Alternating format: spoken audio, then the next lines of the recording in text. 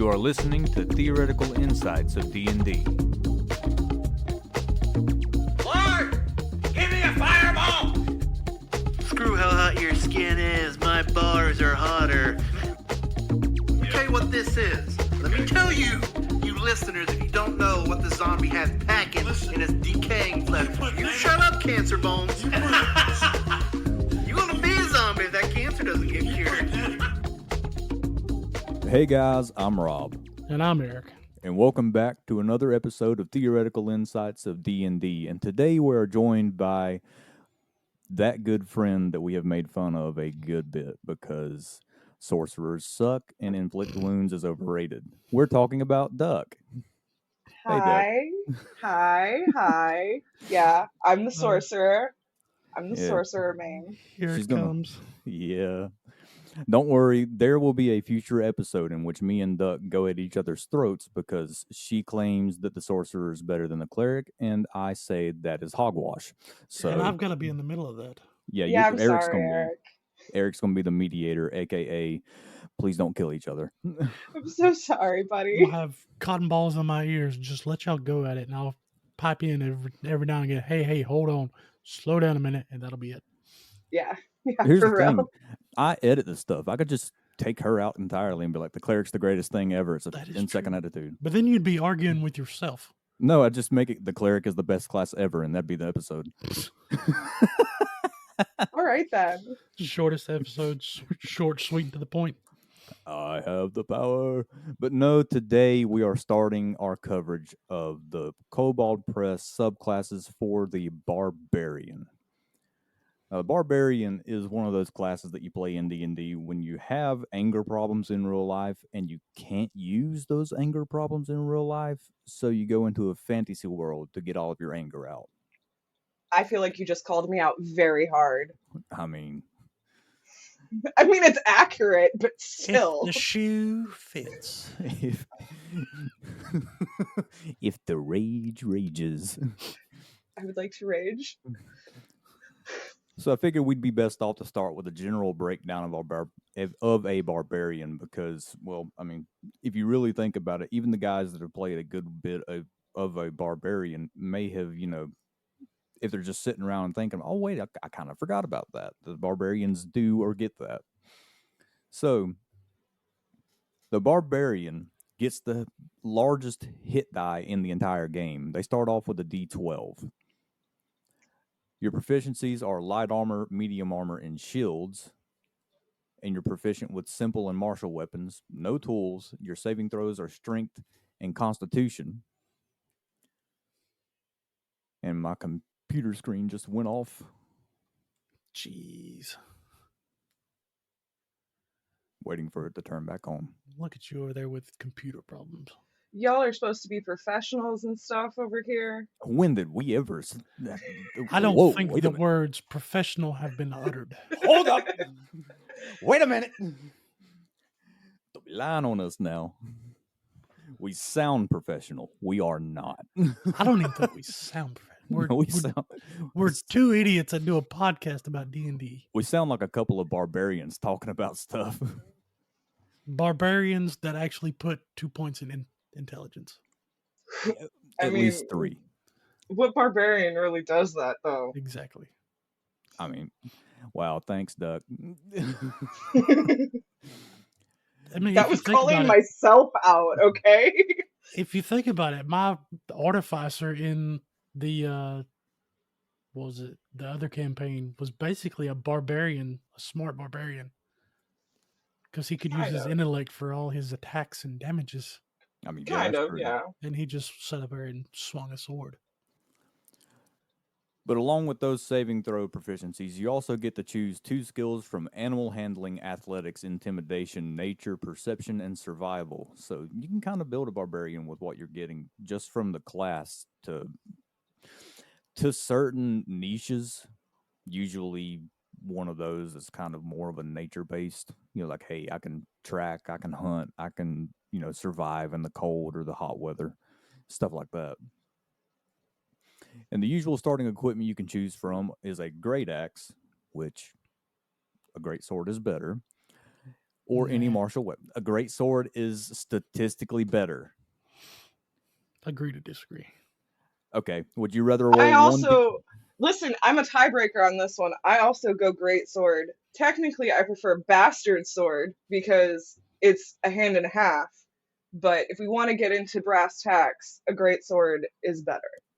I was say, Eric, you got to think mathematically. With a great sword, you can roll a 1 or 12. With a great axe, you can roll a 1 or 12. With a great sword, you'll never roll less than 2.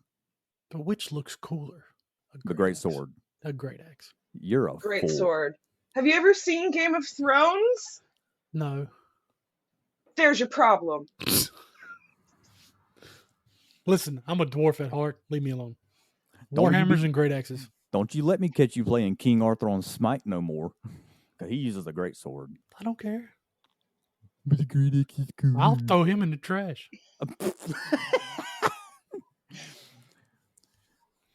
You also get something that is specific to the barbarian that nobody else in the game gets until you get a certain subclass that we're about to talk about. Enrage.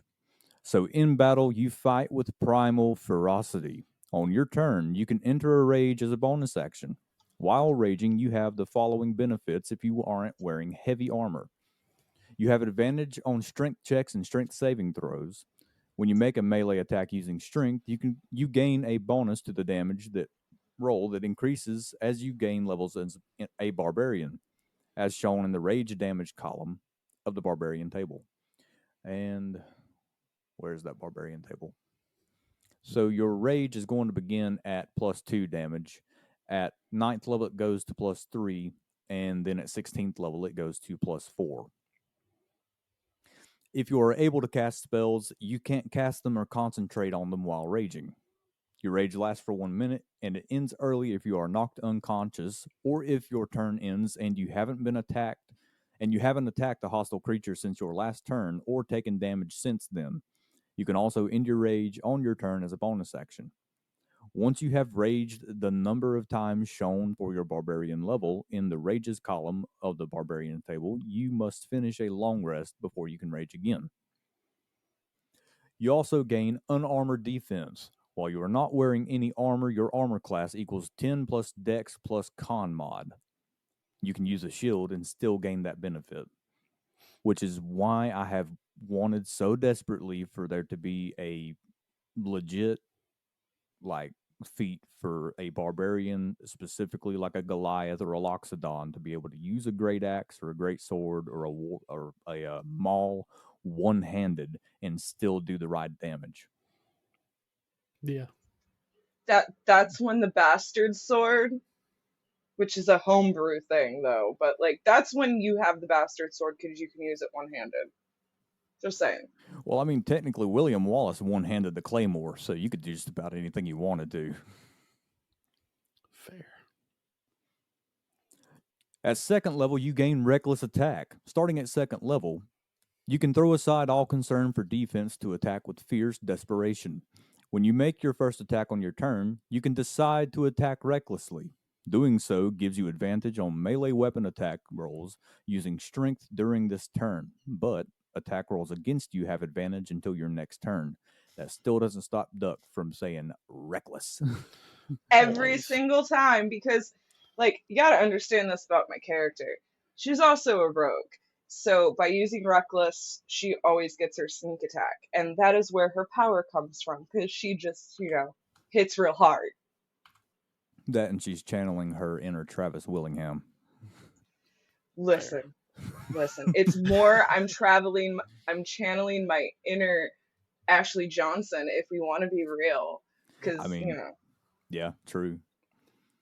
At third level, you can choose your subclass or your path that shapes the nature of your rage, and you gain those subclass features at 3rd, 6th, 10th, and 14th levels. At 4th level, 8th, 12th, 16th, and 19th, you can do an ability score increase, or you can take a feat as long as your DM allows it. 5th level, you gain an extra attack where you can attack twice instead of once whenever you take the attack action. Also at 5th level, your movement speed increases by 10 feet while you aren't wearing heavy armor. At 7th level, you gain Feral Instinct, where your instincts are so honed that you have advantage on initiative rolls. Additionally, if you are surprised at the beginning of combat and aren't incapacitated, you can act normally on your first turn, but only if you enter your rage before doing anything else on that turn. At 9th level, you gain Brutal Critical. You roll 1 additional weapon damage die in determining the extra damage for a critical hit with a melee attack. And that also increases to 2 additional dice at 13th and 3 at 17th level. At 11th level, you gain Relentless Rage. Your rage keeps you fighting despite grievous wounds. If you drop to 0 hit points while you're raging and don't die outright, you can make a DC 10 Constitution saving throw. If you succeed, you drop to 1 hit point instead. Each time you use this feature, the DC increases by 5. When you finish a short or long rest, the DC resets to 10. And realistically, as a barbarian, you could probably, if you're a decent level with a decent proficiency bonus, you could probably pass a DC 25 check. Well, yeah, plus if you Yeah. throw in like just like if we're talking Wizards of the Coast barbarians here, Zealot barbarian is really hard to like knock out of a game.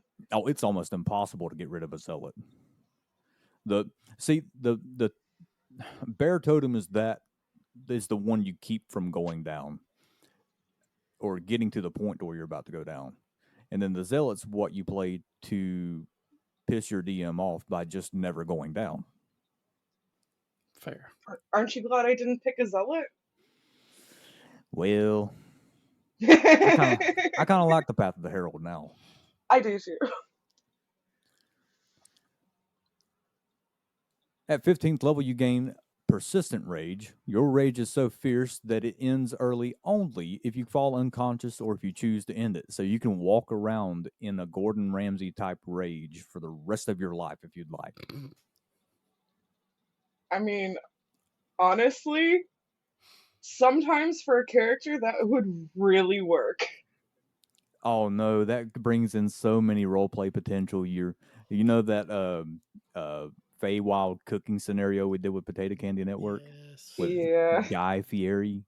You just play a barbarian and you get up to at least 17th level. Where's the lamb sauce? What is this? It is an idiot sandwich. I'm going to have to give Fry Gieri levels in Barbarian now. Oh, dear Lord. What are you? I'm an idiot sandwich. Yes, you are. And instead of bread, it's 2 shields. Don't give me ideas. Don't give me ideas. Oh, many ideas are to come. At 20th level, you embody the power of the wilds. Your strength and constitution scores increase by 4 to where your maximum for those scores is now 24. And that's the only class to do that. That's the only class to straight up say, yeah, by the way, when you reach 20th level, you're not getting a transformation like the Paladin or any of these Warlock, Kobold Press stuff that we've covered. When you get high level, you just naturally become stronger and harder to kill. Yeah. I mean, that's a whole mood. It really is, and it's specific to the Barbarian class, just like Rage. So if you really think about it, the Barbarian's got more specific things going for it as you level up, as far as I know, than any other class. I would say, and this is just as somebody who plays a lot of casters, and I know, controversial, Sorcerer main bringing this up, but next to Cleric, Barbarian is probably like the most specific within a lot of like what you get up just per level, because you get a lot for clerics. And I hate to admit this, that is why they are kind of cool. But like Barbarian, and that's kind of what appealed to me as somebody who genuinely usually plays full casters. I am never the girl who goes smash. But that was interesting to me because you can do a lot of interesting builds with a Barbarian. You can multi-class a Barbarian into so many other things, and it would honestly work for a lot of things. I would love to see somebody play just like a rage-filled barbarian wizard who's like throwing fireballs 1 second, and then you just piss him off enough because you keep hitting him because he's a wizard that he just goes into a rage and starts beating people with like his magical fists or something. I want to see a barbarian with some Pact of the Blade. Ooh, don't wish that on me, because you know they're going to be a hex blade. So next time you kill Formir, you've got a couple things that could come at you. Formir's immortal. If you're going, don't bring in the. God, I hate that. Just remember the barbarian I have planned to replace Tally if she dies. We're gonna Y'all gonna have to quit threatening me. we're gonna have Formir's replacement be a barbarian bear totem with a mixed with a warlock of the old wood. God. I told you I was going full Shrek. Orc, barbarian, path of the totem, druid, moon druid at that. Oh dear Like, Lord, yeah. the shapeshifting Mic drop. barbarian. That's just minions mic drop. Like Bob with the crown on his head dropping the mic right there.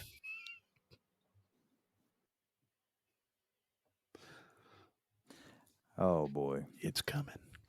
Well, what I was gonna say though is that even the clerics and the paladin both have channel divinity, so it's not something specific to the cleric or the paladin, either one.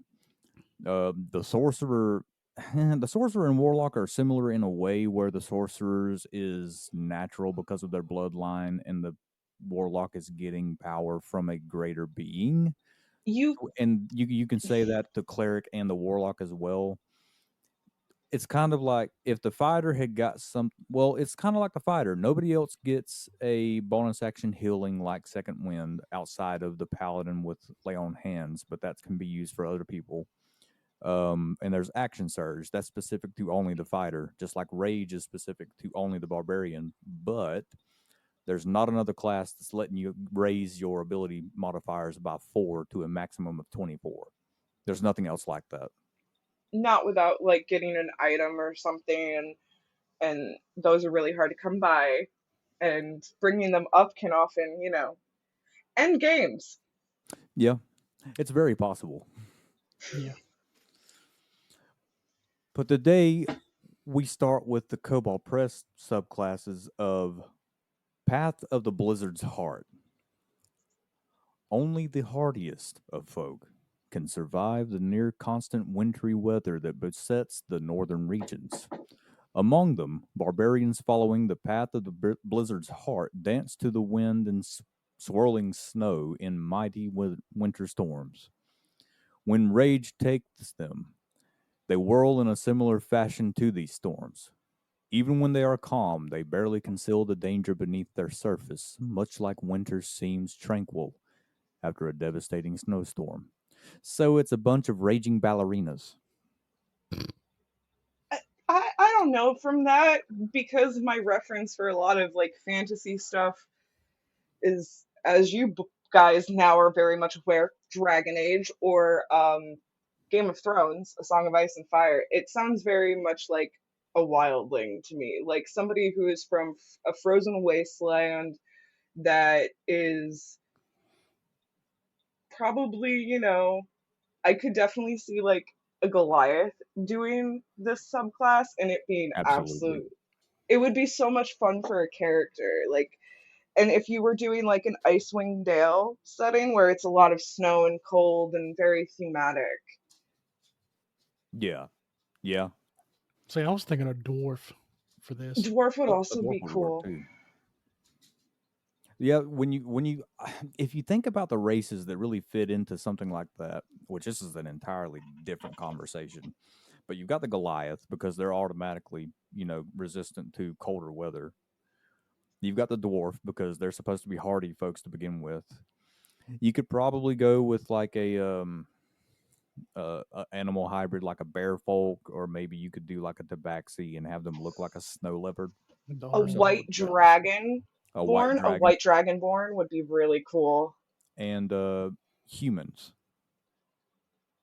Because Yeah. humans are from just about anywhere. They can be from literally anywhere. Yeah. Yeah, but they're not really known as the hardiest of people. No, but they are known for being literally anywhere and Yeah, they're everywhere, literally except for maybe everywhere. the Underdark. That's Yeah, probably something they down there too. they're well, I mean maybe, but they'd They're the merchants. probably It's a bunch of they'd artificers down there with goggles of night. probably. But like as far as like builds you could do with this too, I mean just from the way it sounds very. I mean, it was truthfully, I will be 100% with you. When I was building Tally, it was one of the ones I spent a while looking at because it felt very much like it would multi-class well with a rogue.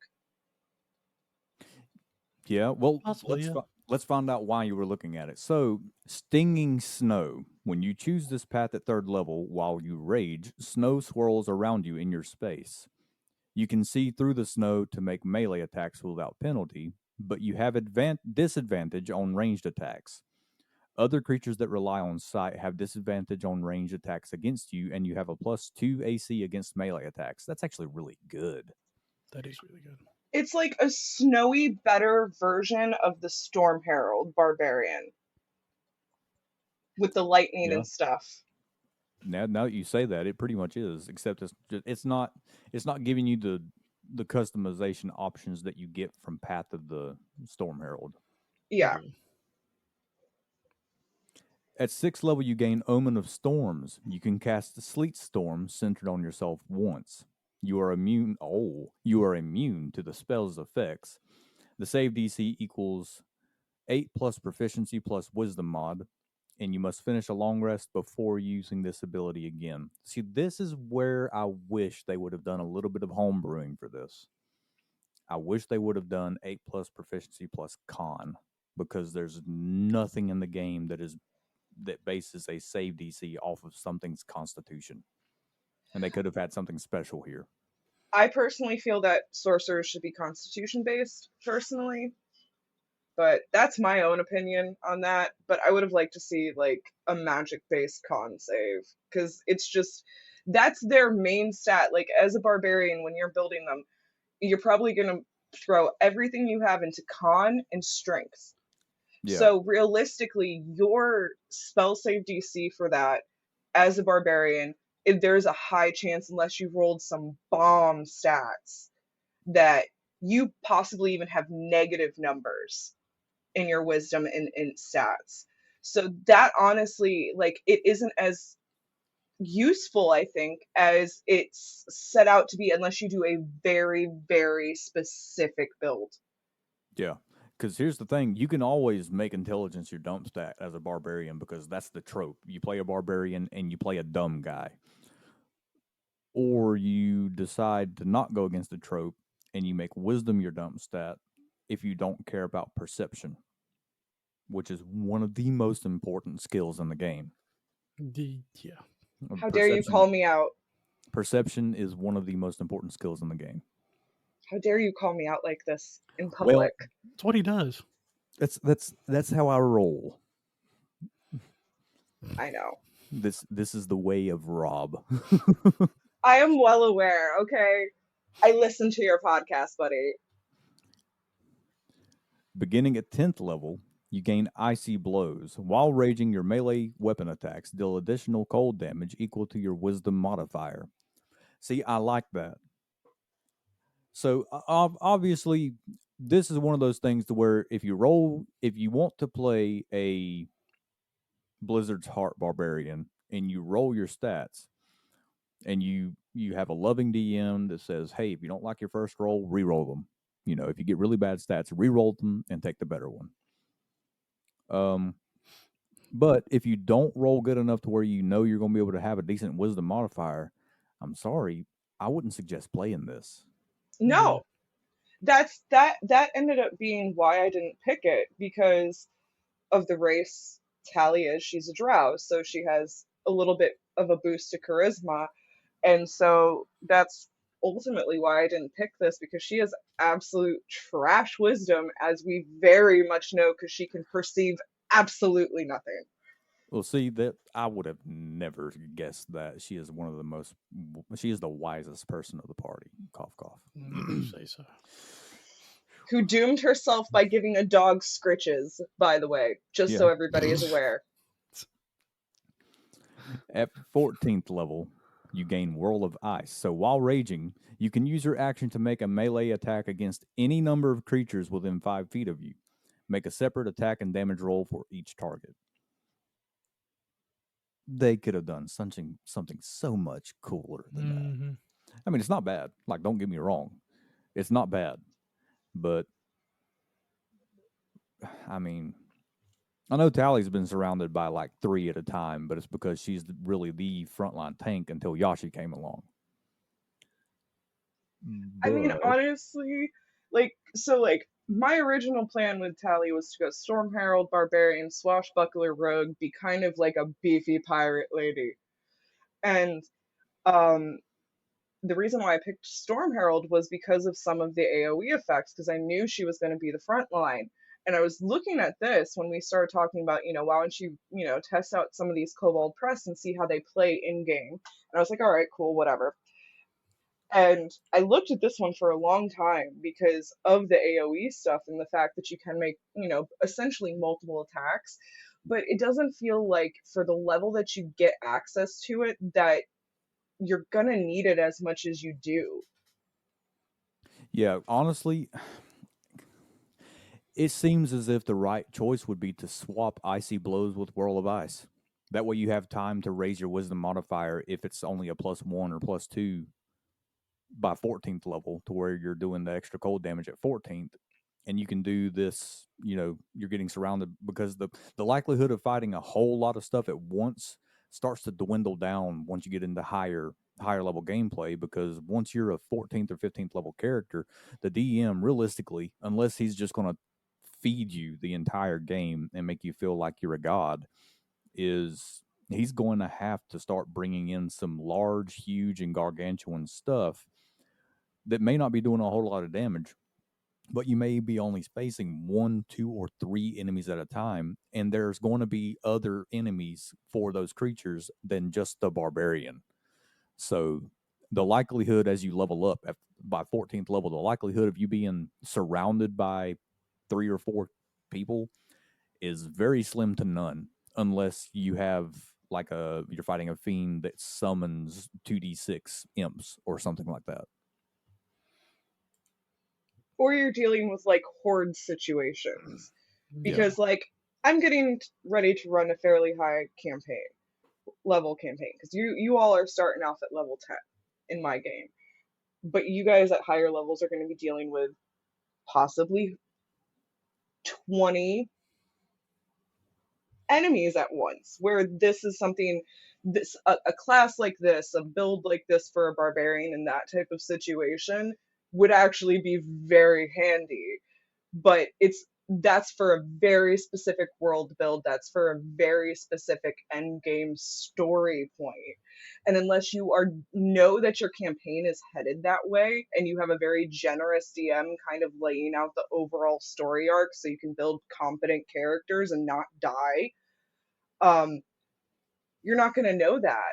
You're not going to Yeah. know that once you hit, 16th, 17th level, you're going to be facing one big strong beast that you guys are going to have to take down, and then like 20 other smaller, whatever, that you have to contend with and stuff like that. So it's just like, in your average D&D game, this is not like what a class I would see viable just for your run-of-the-mill average player Yeah. and average D&D game. But I mean, we do have to keep in mind you're still a barbarian. So losing the potency of Whirl of Ice, if you're not in that kind of setting all the time, or at least, every two out of 5 fights you're finding yourself surrounded to where you can use Whirl of Ice. I mean, losing that and not really being able to capitalize on it doesn't kill the subclass just because you're still a barbarian. You know what I mean? You're still doing your rage damage with your cold damage. Yeah, And you're still absolutely. getting Like, Sleet Storm. you're still a barbarian. At the end of the day, it's still a good class because it's a barbarian subclass, Yeah, I'll be honest though, I think I'd rather play it's gonna sound stupid. I think I'd rather play Path of the Beast than this. If I knew that it wasn't going to be, if I knew that that 14th level added was going to, come in handy all the time. Now, this particular subclass, I've been sitting here doing a little reading while y'all go back and forth. A Heal Dwarf. Because you get the +2 con from a dwarf, and then you get a +1 wisdom from a Heal Dwarf. Yeah. Mm. And this is going to be your character that something that like animals attack at night in the like while you're at camp. This is going to be the one you sit up front, takes care of all the wolves, all that stuff, or in the middle of a cemetery fighting zombies, ghouls, and ghasts. Or in the middle of a battlefield if there's a massive war Yeah. going on and you get caught up in the middle of one of the battles. This is not a in-game boss destroyer. This is a Get you to the destroyer in-game boss. of everything between the city and the boss. All Yeah. his minions. It's the battering ram, Yes. basically. You know, He honest is to the God, Eric, bulldozer that cleaves through the waves of enemies. with honest to God, Eric, you saved this subclass in my eyes with that generalization. Because it was lacking, and then you just explaining that. It's a niche subclass. It is a niche subclass, but it is a very powerful niche. It is. Because you think this is something that you could play with only the barbarian and everything else being ranged. Yeah. Oh, absolutely. And this is probably the only barbarian outside of maybe Totem Barb that could really pull it off. Yeah. Because possibly. this one's doing damage to everything within 5 feet of it, making at least one weapon attack. Yeah. The bear totem is reducing everything except for psychic by half. And Plus, I could throw the zealot in there too because they just refuse to die. everything, all the damage coming into this is disadvantage, and you get the +2 AC. Yeah. And if you got, so let's see, if you're using natural armor instead of medium armor, which you need to use that unarmored. Yeah. Let's see, it was Dex and Con. If you've got a +4 to both, if you roll really good stats, even if you got a +2 to Dex, you're sitting at a 16 AC. Yeah. +2 to melee attacks, you've got an 18. And then you get your Constitution up to 24 by 20th level. That's going to be what, a +8? Yeah. I'm pretty sure. Or it might be, let's see, 20 and 21 is +5, 22 and 23 is +6. 24 is going to be a +7. So you'd be sitting there at a 19 AC before you raged. Yeah. If you didn't raise your dex at all.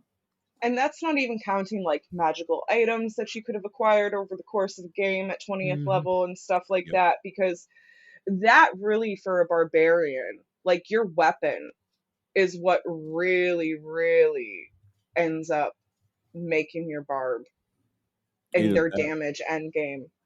Either that or a belt of giant strength of some kind. Yeah. What's the one that puts it at 22? Well, let's say 26 because they automatically go up to 24. What is that, cloud or fire? I think so. I think cloud. I don't know off the top of my head, but I think it's cloud. I think storm puts it at like 28 or 29. Let's see. I mean, but like you put that Storm up. Giant is 29, Cloud's 27, Fire's 25. Okay, Stone so yeah, and Frost fire. is 23. So yeah, I mean, if you got a belt even- of fire giant, Even with a 23, like let's say like you didn't roll great stats, and so you can't get it up to a 24 no matter how hard you try, even if you take some ASIs. Like maybe you're in a point buy situation, because that's usually really hard for end game builds, is when you start off point buy, in my opinion. And even if you get just like that 23, you're still gonna have, like, with no armor, you're still gonna have a good AC. oh yeah, absolutely, absolutely. And it's kind of like the monk. It's one of those classes to where The barbarian is the front line, and the monk can be the front line, but you usually don't want to have them up there for too long. If you think about it, because this is a little off topic, but a monk is kind of a mixture of a rogue and a barbarian Mm-hmm. Yes. in a way. But there's just enough in common to where, you know. But moving on, we have Path of the Dragon.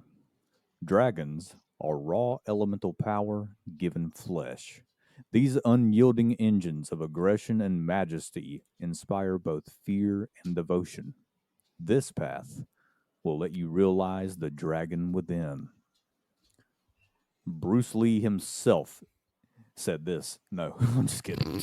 No, but like earlier this week or a week or two ago, we were talking about how I want to like I have this whole theory about how Daemon Targaryen, House of the Dragon, isn't a rogue, that he's really more of a barbarian. This is the type of barbarian he is, just with like the lore and stuff. But Yeah. this was like specifically the subclass. I was like, oh yeah, this is cool. Because it's almost like once you get into it, it gives me draconic sorcerer energy. Yeah. Well, it's already giving me totem warrior energy because of the totem dragon. So when you choose this path at third level, you choose which type of dragon you seek to emulate, and you are resistant to the damage type of your chosen dragon. So you've got black or copper for acid, blue or bronze for lightning, brass, gold, or red for fire, green for poison, and silver or white for cold. And also, you gain worm teeth, where your jaws extend and become dragon like when you enter your rage. While raging, you can use a bonus action to attempt to bite one creature of your choice that you can see within 5 feet. Your jaws deal 1d8 piercing damage plus damage of your chosen dragon type equal to your proficiency bonus, which isn't going to be much because it's only going to be a d8 plus 2 of whatever elemental type you've chosen. But by the time you hit higher levels, that's plus 6, Yeah. which is, more than most are going to be dealing with their attacks if they don't have a magic like a plus 1 or 2 or 3 weapon. Just also like one thing I really like about this is because it gives rage more persistent usefulness than just halving damage. And you get a little bit of extra damage, which when you get to high levels it does kind of matter a lot, but at lower levels sometimes it doesn't really feel like you're doing a whole heck of a lot just with rage. So being able to utilize a bonus action as a bite attack while you're raging, it feels like you can be able to actually do more in a fight. Well, not only that, but you think by the time you hit 5th level, you have an extra attack, and let's say you're using a long sword and a shield because you're emulating a dragon, you're going to be hard to hit. Let's just say you're doing that. So you're doing a d8 plus strength twice if you hit, and then when you're with your bonus action, after you raged your previous turn, you deal another d8 plus at 5th level. Proficiency bonus is still 2, right? Or does it go up to 3? I cannot remember. I'll look that up. Proficiency bonus is 3 at 5th level.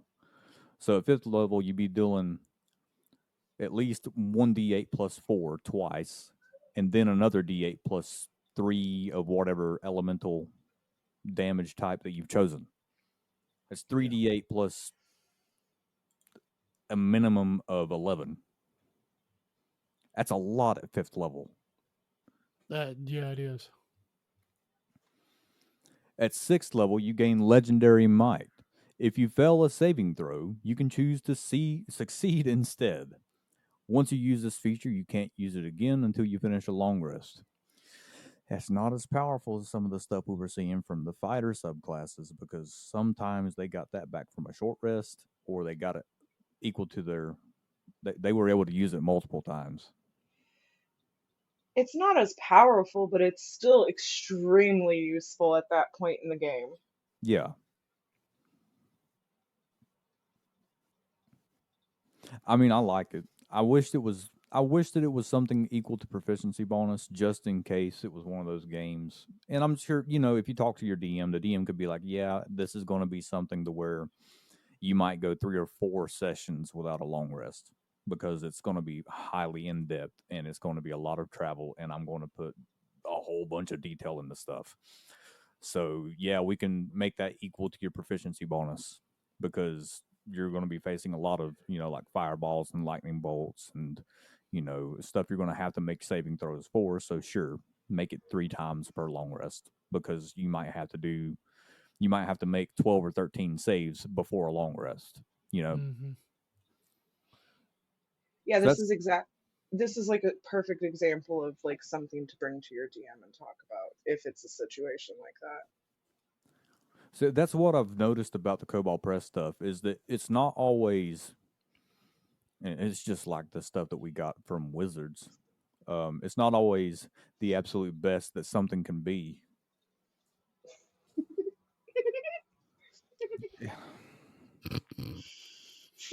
It's not the best that something can be right off the bat. But if you talk to your DM and you kind of sit down and hash something out and work with them and be like, "Hey, this is kind of weak. Can we figure out a way to make it a little bit more substantial?"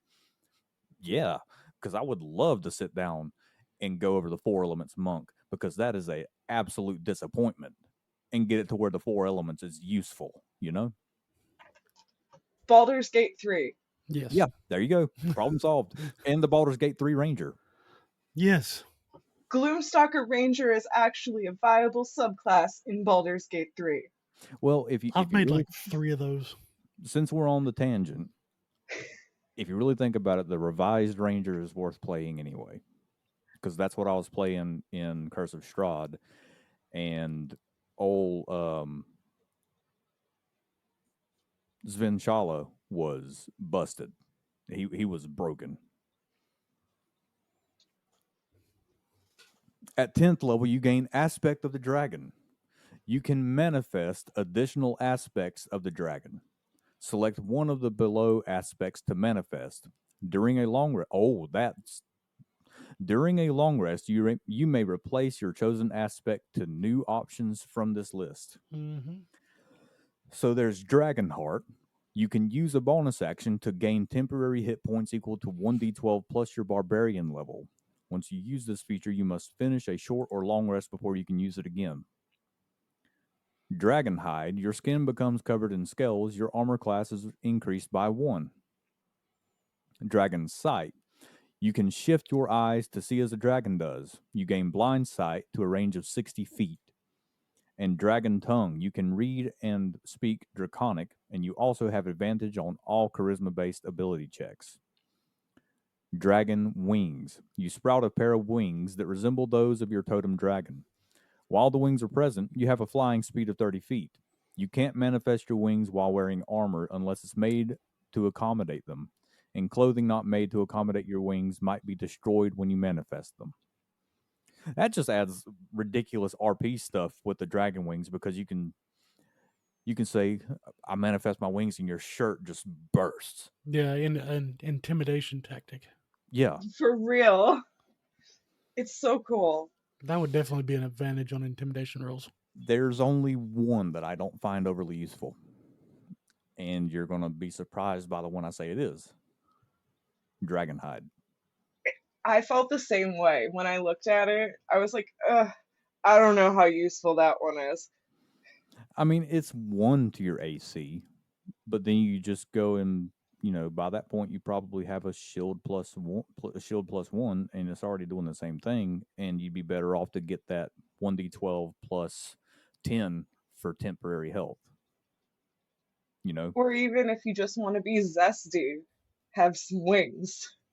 Yeah, Right. because when it comes into getting just plus 1 or even sometimes plus 2 to your AC, it's not going to do a dang thing when you're already facing stuff that's got a plus 14 to 17 to hit. Yeah. You're going to get hit unless they roll a 1 or 2. Like, it's going to happen. At that point, you stop worrying about your AC, and that's when you start worrying about your health, access to temporary health, access to resistance. At Because that level, resistances are more important than your AC. Yeah, at some point in 5e, and I'm sure it was like this in 4e, and I'm sure that it'll be like this in Daggerheart too. At some point, it's going to be you're going to get hit no matter what. Mm-hmm. What matters is if you can reduce that damage at all, Yeah. or take that Yep. damage. And I think the reason why I would probably, if I played this, I would always take the wings because you are just naturally harder to hit in the air. Just naturally harder to hit. If you're dealing with a bunch of people who aren't like flinging spells and arrows, and you're just maybe dealing with like big trolls, for example, or giants or something like that, they have a few, spell attacks and stuff like that that could get you in the air, but you're still harder to hit in the air. Yeah. Oh, that reducing a hit or damage and all that, that's one of the key features of what I'm building a dragon barbarian to be over here. Or are you over there just testing out a build for one? I'm not building it yet. I'm looking at races that would go good with it. And Dragonborn. well, I thought that, but that's too I know it's easy to do. I know it's too trite, but Once y'all finish covering this, you will probably like what I've come up all with. right. Well, I I'll get the hear you dragon. out. I get the dragonborn, but I would go for something completely off the wall. Just Oh, this is definitely off the wall. I'm thinking, Loxodon. don't tempt me. A freaking elephant. The Elephant with wings. It's like that weird little creepy elephant guy from Baldur's Gate. Dumbo. That's what I was about to say. His wings are his ears. I'll play Dumbo in a heartbeat. Swings his trunk around for a warhammer. Just get pissed off. I am a mom, so I spend a lot of time watching children's movies and wondering if I can turn this character into a D&D character. Oh, I watch children's movies for myself. What are you talking about? We're going to have to do an episode on Horton Hears the Who then, because Horton is a definite D&D character. Yeah. Oh, absolutely. That was the tiny humans, little ducklings' favorite movie as a child. I know that very well. I have strong opinions. Okay. This Yes. worm lungs. Finish it off. At 14th level, okay, Eric, you're asking for it because here it comes. You can use an action to make a breath weapon attack. You exhale your breath in a 60-foot cone. Yes. Each creature in the area must make a DC 18 dexterity saving throw, taking 12d8 damage of your chosen totem dragon type or half as much on a successful save. Yep. And that's once per short or long rest. Why is that the 14th additive? And you go over here to Path of the Blizzard, whatever it was, and its 14th is just doo-doo. It's multi-attack.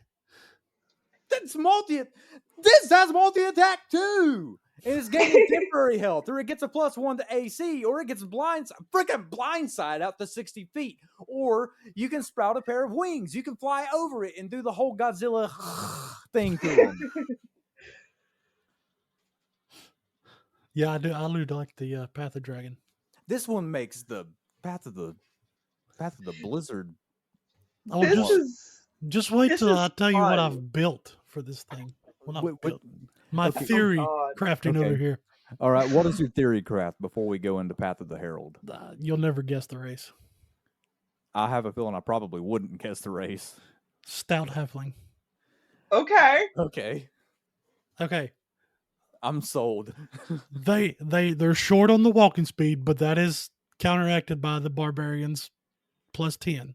Yeah, and they get that by what? It's like 5 or something like that. It was at fast movements at 5. Yeah. Yeah, 5th level. So you go up to a 35 foot of movement. And then the Path of the Dragon gets a automatic success on a saving throw. Lucky Feat gives you gives you a reroll on another failed save. Okay. The Halfling Nimbleness, you can move through the spaces of creatures larger than you.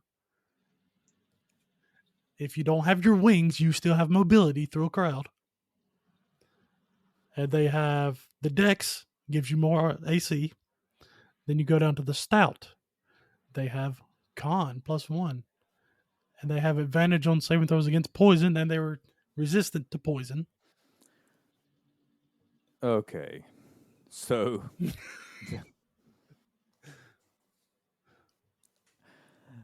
Tell me I'm not wrong. You're Tell me not I'm wrong wrong about in the this. least. Plus, okay, here. Also, you can make, and this is just character concept here, a tiny, sweet, good-natured little halfling girl with like some pigtails that can do this Yeah, in and a then battle. rage and their face turns more draconic and they grow wings. You know what that reminds me of? Did either of you ever play Tales of Symphonia all the way through? No. No. Okay. There is a character in Tales of Symphonia, and I'm going to try and find it real quick and see if I can post it in the Presea. Okay.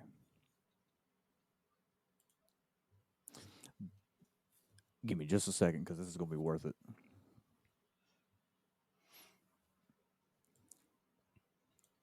But a stout halfling dragon barbarian. No, I'm here for it. I'm 1000% here for it. The last race you would think of as a barbarian, except for memes. And I think it would make I a mean, good barbarian. you know what also makes a good barbarian? Deep Gnome. Yes, Deep Gnome would make a good barbarian. There you go. I got it posted now in the group chat. Oh yeah, this is what comes to mind. That's my stout halfling dragon barbarian right there. Yeah, absolutely. Think of and I wouldn't Presea play it from Tales of Symphonia. I wouldn't also just play it for the memes. But for anyone who wants to take it like there's a reason specifically I say Daemon Targaryen in the lore because he's supposed to be very like his dragon Caraxes. And this basically would make him very much like his dragon Caraxes, who's like the red worm and the most vicious dragon in like the actual lore of the world and stuff. So I don't know. I like this. I looked at it like a lot in depth the other day and like played around with some builds with it, and it's very cool. Like I'm glad I didn't pick it for Tally because you would never let me live that down with just how her stats are. Well, not only that, but realistically, in my game, it wouldn't have been possible. No. Yeah, the But- lore wouldn't make sense. Dragons have been extinct for over 500 years. So yeah. there's not a whole lot of information on them. And, you know, as far as storytelling goes, this Culligan being raised from the dead is the first dragon to be back in like 526 years or so. So it would have to be a bloodline thing. Yeah, this would make a lot of sense, though, in my world that we're getting ready to play in. Is that so? It would. We can discuss it in private. It would have to be very specific character type. I don't want to give up Kristoff, though. A certain artificer.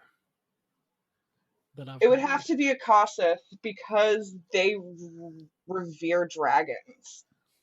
And it is, and they have just come back into existence, and it's a big thing to hunt a dragon in that culture. We'll discuss it. I'll keep my dwarf. I was about to say, I can't give up Kristoff. Kristoff's going to be like the dude by the time we hit like 15th level. I'm sure you guys are going to end up hearing so much about my ridiculous campaign that started off as a one-shot, guys. Preview of future things. The start off is a Dagger Heart playtest one-shot. And we're turning it. She's turning it into a full campaign because we were like, "You need to run this," and she said, "I don't want to." And we said, "Well, too bad." Too bad. So sad. You're gonna do it because we need this. Yeah. But anyways, we get to talk about my girl's subclass now. In northern lands, the savage warriors charge into battle behind chanting warrior poets. These wise men and women collect their histories, traditions, and accumulated knowledge of the people to preserve and pass on. Barbarians who hold the path of the herald, who are sometimes called skalds, lead their people into battle, chanting the tribe's sagas, spurring them on to new victories, while honoring the glory of the past. You know, not once have you done that in game, Duck, and I'm She's growing into highly it. disappointed. She's growing into it. Okay, like listen, she is mostly rogue right now. All right, she's still a little rough around the edges. This is part of her character growth. I'm waiting for her to go running into battle, just going ooga shaka, ooga ooga ooga shaka. I don't know. Chanting It would probably history. it would probably be more like let's get this over with so we can take a nap. Like Yeah, that's more yeah. her energy. You get oral tradition at third level, where you gain proficiency in history and performance. If you already had the proficiency in those one of those two skills, your proficiency bonus is doubled for ability checks you make using that skill. Also, you gain battle fervor.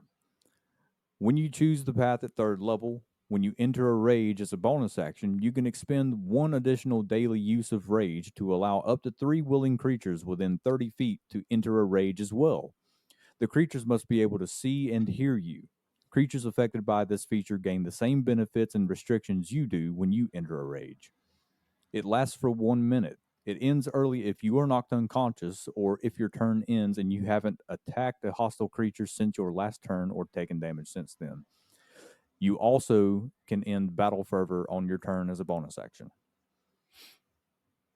That's why I took this subclass. Truthfully, it is kind of like I don't want to say like a support barbarian, but being able to give another like in our campaign for a very specific example, we've got Yashi, who is a samurai fighter.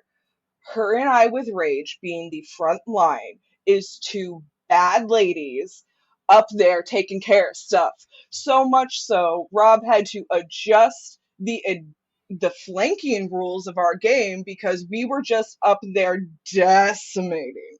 Well, Like, not only that, but I realized if you get used to just getting up there and flanking with the direction that the game is about to go, it's gonna be a turntable effect. Like it would have been a smack in the face if I hadn't have said, "Hey, you might want to think twice about flanking," because there's some serious stuff coming. So I was like, but I may need to do this now. even if you don't have somebody who uses strength based weapons, but isn't a full caster, giving them this just for damage reduction. And I've used Oh this, yeah. and it's kept people alive in our game. Well, Like even this kept now, Aurora alive in one fight because I gave her the rage, and it cut yeah. her damage down enough. Like Yashi barely took any damage in our last fight because she had rage with me. Well, not only that, but now that I've brought in Aziel as a support DM PC for a little while, you have a guaranteed third person to where you were like, okay, well, there's Yashi, Aurora, and I'll give it to Raven as a just in case to where she can get resistance. But now you have another front line up there to where it's like, okay, I can guarantee give it to Aziel, I can guarantee give it to Yashi, and usually Aurora's kind of in between those that are ranged and the guys in the back, so I'll give it to her too. And the rage on Aziel from me being able to use him with rage on him, it's dumb. Like giving him resistance along with +2 to his damage when he's doing that much to begin with is crazy. Part of me wishes that Formir in our game was a moon druid, not a wildfire druid, because as much as I love wildfire druid, I've played wildfire druid. It's fun. But a moon druid as part of a party with this, who can like regularly shift into like, let's say, let's pull from Baldur's Gate here and say you can shift into an owl bear. An owl bear with rage. Yep. Yes, please. Yep. I mean, there's It's always a chance Formir dies. He's there's always died a before. possibility. Don't make me regret keeping him alive.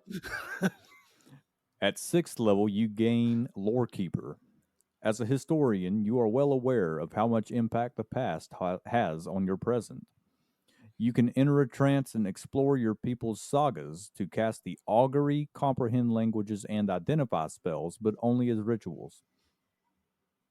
Useful. It's Not Mhm. going powerful, to. but it's useful. So this is the other reason I took it, because of Talia's backstory and everything she has going on with who she really is. This makes so much sense for her character to grow into this subclass. Yep, it This is really a, does. this is a subclass that if you want to tell a story with your character growth and the abilities that you gain, this is a subclass to do it with, and it's just kind of naturally lends it to character storytelling, in my opinion. Yeah, and when you think about it, really the only one from the base materials that you could get that out of would have been Ancestral Guardian. Maybe Zealot, Yeah, maybe, but Ancestral Guardian for sure. yeah. And I'm somebody like, and this is just how I like to build characters and stuff, which could be its whole discussion.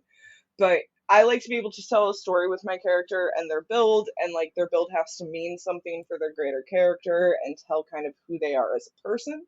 Hmm. And I think this really fits for that. And it also is just as a utility ability is so useful, especially if you come from like if you have a race like with Tally, she's a drow and they're just very naturally magically inclined, and you can explain it away so simply, because why would a barbarian be able to do magic? Like that's Yep. also something I think would stop a lot of people from taking it too seriously or viewing it as a weak subclass. Hmm. But the utility of casting those spells. Specifically ones that are that useful, because comprehend languages and identify specifically. I got to remind myself what augury does real quick. Oh, augury's cool. Uh, rolling dragon bones. Okay, laying out cards. Will for good results. Woe, will and woe, and nothing. It's basically being able Okay. to read tarot cards. Okay. So it's not going to be overly useful, but it can come in a pinch. Oh yeah, it could be, it's great for role play, because like you can have somebody who is, aware of old, like this would be a cool thing to have for Curse of Strahd and tie in the Taroka deck and all of that, like for a Yeah. barbarian. I mean that's just my opinion. That's something I would do as a player. No, that's actually a really good idea. But that even if you didn't, if you never used augury, just identify makes it worth it. If all you got access to was identify, it would still be worth it to have lorekeeper. And let's say you're in a campaign that doesn't have a full caster or somebody who otherwise has the ability to cast identify. Or if they just straight up don't have identify. Exactly. And it it does happen. You don't think that it happens, but it happens more often than you think. And identify is probably, and this is a bold statement on my part, it's the most useful darn spell in the whole game.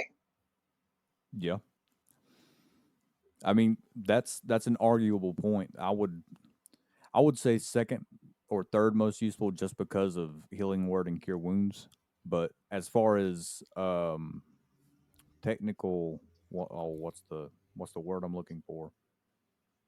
Mechanical, like mechanically, like being able like to identify objects that you find, and Yeah, especially if you're in a campaign where let's say it's a high magic setting and you have a lot of utility. magic, yeah, it's Yep, utility. It's probably the best utility spell in the game. And yep. that's like discounting healing and all of that stuff, because like mass healing word, very useful. But like identify alone makes this subclass so viable. Let's not even look at being able to give other people rage and all of that. Like, you're not getting extra damage features like the dragon, per Yeah. se. Mhm. Well, you are just not yet. Not yet, not yet. But you're but you are getting a lot of utility. This is your support barbarian. Let's say like you don't want to be constantly just like this dumb brute who has like one thought in their head and it's punch things. You want to show that, your barbarian is charismatic, your barbarian. This is great for a character that grows into a leader, you know? Well, not That's only my that, opinion. with the next additional thing you get from the subclass, by 10th level you'll have 4 uses of rage, and that's important because at 10th level you gain bolstering chant. When you end your rage as a bonus action, you regain a number of hit points equal to your barbarian level times 3.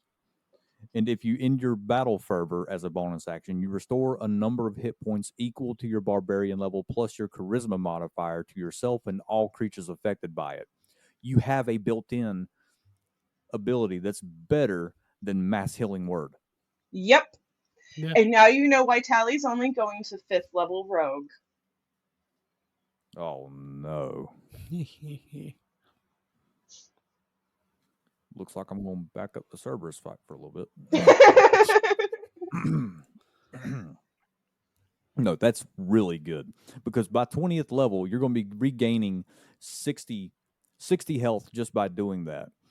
And by 20th level, you'll have unlimited uses of rage. You can rage to where you get a round of half damage. Next turn, take your attacks, do the damage, end your rage, heal 60. Next turn, rage, end, rage, end, rage, end. Oh, my buddies are taking damage. Battle fervor, end. Battle fervor, end. It's constant healing because it no longer requires any kind of Spell points? well, it's not so much spell points. I was going with like a monetary value. It no There's longer no requires real, any kind of monetary value. like, what I like about it is it's the literal, like, William Wallace rally the troops, Yes. make them keep fighting. You want to talk about the unkillable barbarian? Bye Mhm. bye zealot barbarian. Hello, Path It's of the the Herald. Herald. By far is the Herald. But now that you've mentioned William Wallace, at some point in my game, by the time you hit 10th level Barbarian, you have to say freedom at some point. You I'll have try. I'll to. try. I'll try to remember it. Next thing you know, freedom. Yeah, that's pretty much it. Yeah, I'll probably just go, woo, freedom. All this is supporting my race I'm building over here for this. This is something you should start doing for every time we do a subclass, Eric. Theoretically making Yes. races that go along with it. Yes. I could do I that. mean, this is It's a genius theoretical idea. insights, you know, It's I like we am told. It's like we theoretic told. Eric. for And real. I am not going by freaking improv Rob. You can throw that out the window now. Wow. I'm just be Rob. But we were Cody talking to Crasher. Potato Candy. We were talking about it to Potato Candy yesterday when we were recording CR15. It's like Casey said, this isn't logical insights of D&D. And I said, no, it's not, because if it was, the show would suck. If like, okay, Fireball is the best spell. Here's the graph chart that I built to show you why. That's boring. Like we said, that's for YouTube. Yeah. I mean, I was just about to say, like, I'd probably watch that YouTube video, though, you know. Well, I mean, Show up in a business suit and tie. Here's the graph on Fireball. No, for me, it would be, let me explain to you why Inflict Wounds is one of the best scaling spells Here in the we go. entire oh game. boy. Oh boy. You know I had to say it. I had to. I had to. You know I had You've said it to. enough over the past 2 campaigns. Why not? Don't Listen, forget that's a cleric spell. Yeah. it is a cleric Oh. spell. It is a cleric spell. I will never deny that that is a cleric spell, and I fell in love with Rub using your face Inflict in it real quick. Wounds. I fell in love, but Tally is Inflict Wounds in flesh. I mean, if she hits. If But she hits.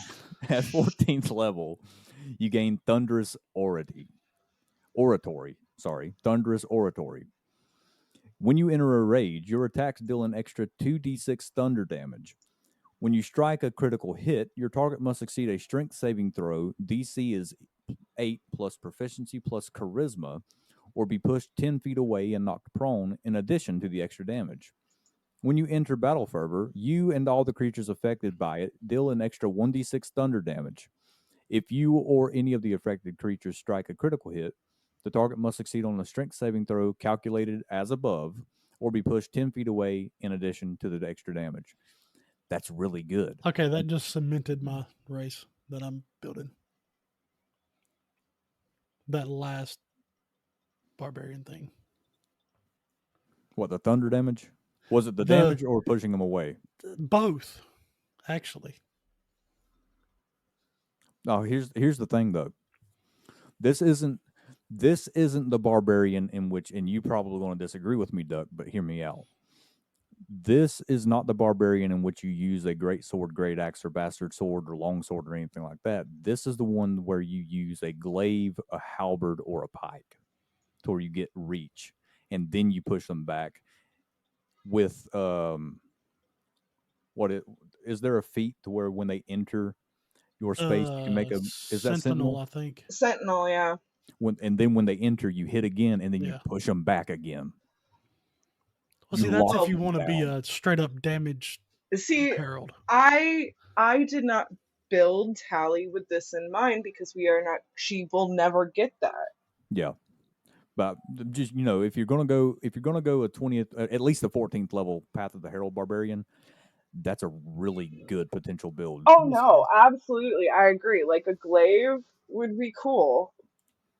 I would be down with that, but like it's one of those things to where you, like I said, you knock them back, they take the extra damage, they get up, and they try to come back in to make their attack. Because of Sentinel, you get to attack again, and if you hit, if they fail the strength saving throw, they're knocked right back and knocked prone again. You can completely lock them down, especially if you can get them in a corner somewhere. They'll never move. They'll never be able to, unless they have some kind of teleportation spell like Teleport, Misty Step, or Thunder Step. And this is also, I feel, a very viable barbarian, especially if you're doing a more high level campaign where you don't have a dedicated healer. Mm-hmm. Dude, this barbarian takes out the need for a dedicated healer by the time you hit 10th level. Yes. Well, I mean, maybe not necessarily like a full healer. Like, okay, I think you could go. You could probably, if you were going to do a 20th level one shot, you could play this and not have a cleric or a bard and still be okay, just because of the unlimited uses of rage.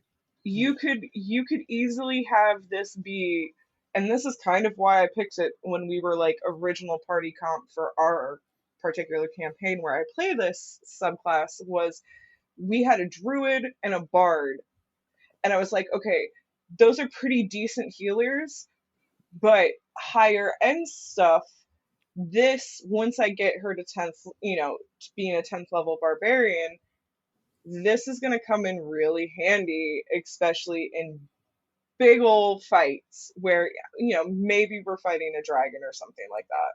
Yeah, because here's the thing. Even if you haven't used your battle fervor because you're, a little bit too far away or whatever, or if you're like, okay, I'm going to be up front, I know I'm going to get hit by that breath weapon. So you're guaranteeing yourself to heal 30 health. Yeah. Mm-hmm. At some point. The Path of the Herald's crazy. It is. It's a very understated subclass, I feel, and this is not just because I'm playing it, but like in my experience, you can do a lot of stuff character-wise with it. It's very, you could pick, this would be a great subclass for a variant human. Yes, absolutely. Just because of the starting feat. Yeah, and also any other subclass, any other race, I feel you could throw them into this subclass and they would be completely viable. No matter what race they are as a barbarian, it still makes them a very viable person with the right build, with the right stats, with the right weapons. You can still do a lot of damage, but also be somebody that serves a very useful part of the campaign, utility-wise. It's a utility barbarian. Which makes me curious as to what race Eric has chosen for his theoretic build. Yeah, I'm curious. The race I have chosen was originally RP based for the race, since it is a herald and you're supposed to be this beacon of tradition and past conquests and stuff like that. The Leonin. I Okay. like that. I like that a lot. And But then then I I So don't started you're think reading Leon. into it. You get +2 your con, +1 strength. They have 35 feet of base walking speed, and then you get a +10 to that. Yep. hmm Uh, the the leaning toward the good alignments made me think of like heralds and stuff like that. Maybe not as much because you could have some bad stuff in there, but it's like they're really proud of their ancestry, stuff like that. And then you would have to take the unarmed feat for this because they have claws, and it's a D4. If you take unarmed, it'd be a D6 plus your strength, and that's where the last one at 14 you get the extra 2d6 thunder damage, and then the battle fervor is another d6 thunder damage. So that would be 4d6 plus your strength plus whatever when you're hitting with the claws. Yeah. So It's a support barbarian, so you're not meant to be doing all of the damage. I mean, that's what you're true. And then what you're they've got telling the me, daunting roar, what you're which can telling me is frighten creatures. you made Aslan from Lion Witch in the Wardrobe. Basically, yes. Yeah. Yeah. And who doesn't like Aslan? I mean, come I on. mean, for real, like no, but that's actually like for just your bog standard D&D. Throw them into Faerun. You want to play a Kobold Press subclass logically in a Faerun setting, a traditional D&D setting. This is something that I feel would make absolute perfect sense within the established lore of the world too. I'll tell you what else would probably work pretty good for that as well. And it's going to be a little bit weird because I'm going to have to find some stuff because D&D Beyond, I'm not spending any more money on there. So let me. Oh, I misspelled that. Good Lord Almighty. I had originally looked up the Loxodon. Oh, the Loxodon would be great because if I'm not mistaken, can the Loxodon wield a weapon with its trunk? Yes. Plus Exactly. they get the hard skin or whatever, which is starts out at AC 12 plus your con. What kind of weapon can the Loxodon wield with its trunk? Let me look that up. Could it wield a longsword? Let's see. Because I don't know if there's any kind of ruling on it, but I would rule if you were playing a Loxodon, you could carry 2 shields if you wielded your longsword with your You can trunk. lift the number of pounds equal to 5 times your strength. Oh, Yeah. great sword. Yeah, absolutely. Oh, it can't wield weapons or shields or anything that requires manual precision, such as tools, Okay. magic items. Well, that's stupid. I mean, that's something the DM could overwrite.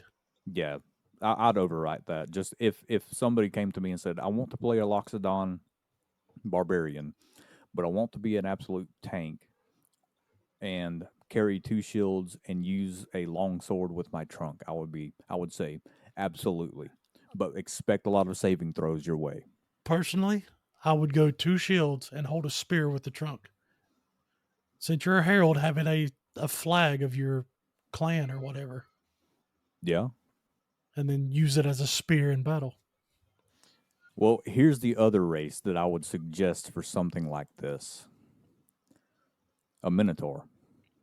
I thought about that, but then I thought the aggressiveness of minotaurs in mythology didn't feel Well, right for me. Well, see, that's the aggressiveness of minotaurs in mythology, and that's the full blown, like labyrinth minotaur. Yeah, This is that is the D&D true. 5e minotaur. That is, I haven't had much. So, hear me out about the drow here. And specifically for something I intend to have her take later in the game because of its usefulness, because you can pick some utility stuff. Drow get dancing lights and stuff like that just naturally. So they have Yeah. an innate ability to cast magic, so they can cast at least one spell. You can cast at least one spell as a drow, you can take drow high magic. Yeah. And you can, I think I forget which spells exactly you can take, but You I'll can look it take up. a couple more utility spells with drow high magic, and then get even more just general use out of your utilityness as Okay, so with Drow High magic, you learn Detect magic spell and can cast it at will, and you also learn Levitate and Dispel magic, each of yeah, which you can cast once without expanding a spell slot, and you regain the ability to cast it after a long rest. yeah, that with being able to do all this stuff with Path of the Herald. Like Dispel magic alone. Like that is why I picked Drow. Also because it's my favorite D&D race, lore-wise. But See, I'm just a bland dude. I like humans. I like elves. I think I've played more humans than anything because the original Do Phil not Von Team. roll your eyes at me, Eric. Ha! I gotta go dwarfs. Like almost every campaign I've been in, I've been a dwarf at one time or another. Yep. Except wasn't Juan Jane a human? Juan Jane was a human. He was a very human, yes. Yeah. When it's just the original Phil Von T, Aziel, Christoph, and Jagan, and no, I was playing a goblin. Ford and Octavius, all 6 of those were humans. I've only played a goblin and a tiefling. I played a tiefling twice. On the Blood Hunter that I played at Empire, the gaming shop we were going to for Will's campaign, he was a human too. Yeah, he was a human. I've played more humans than anything. It's just because they're so variable. Yeah, you can make almost anything from a human, especially a variant human. Yeah. That's what I just, for storytelling purposes, because they're so adaptable, I like humans. But if I wanted to tell a specific story, then yeah, I would choose a specific race. Well, see, I've always been a dwarf.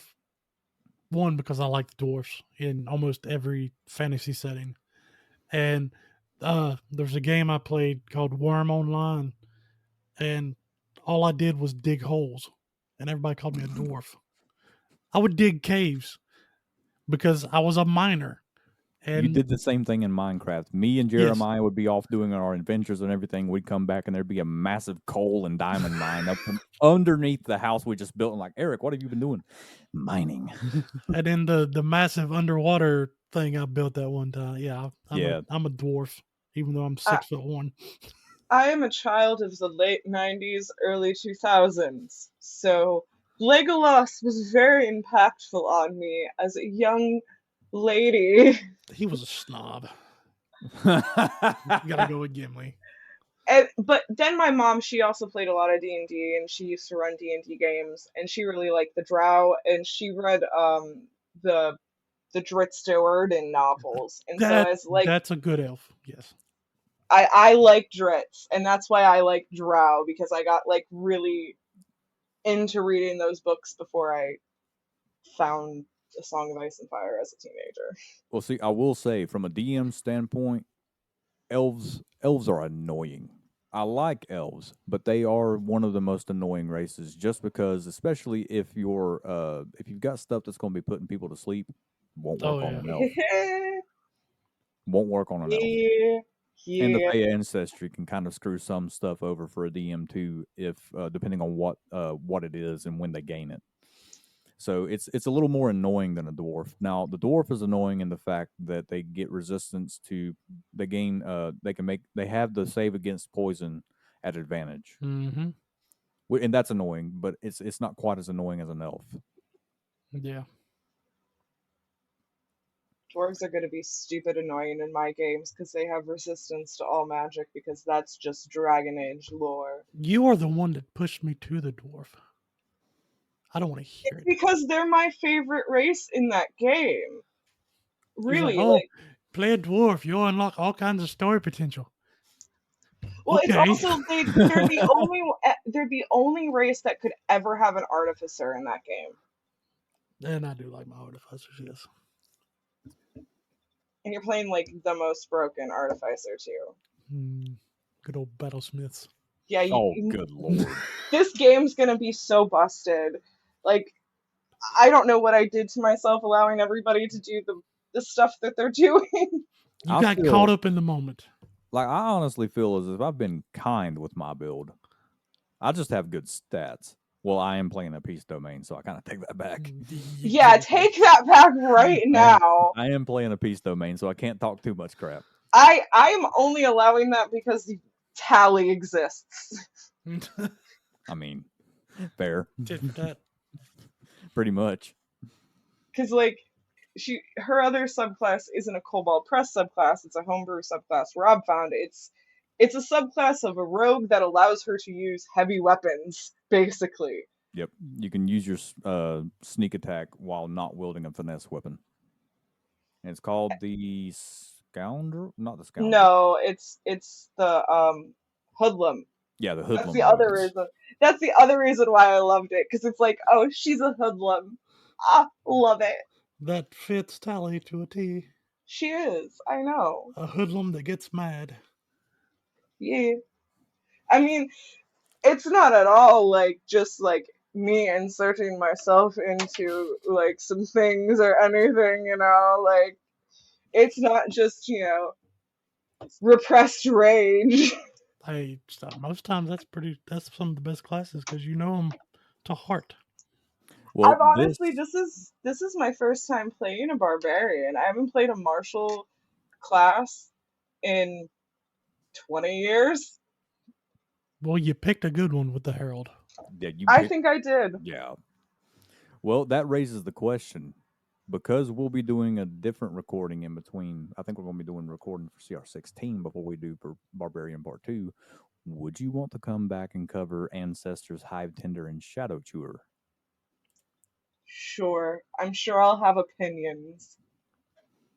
That and at this point, like I said, you're welcome, the newest member of Theoretical Insights of D&D. Hi. Pretty much. And until that point, thank you for listening. Thank you, Duck, for joining us, and I hope you can come on for the future. Hopefully, you'll come on a lot more often. I hope to. I mean, she's got to do the sorcerer versus cleric.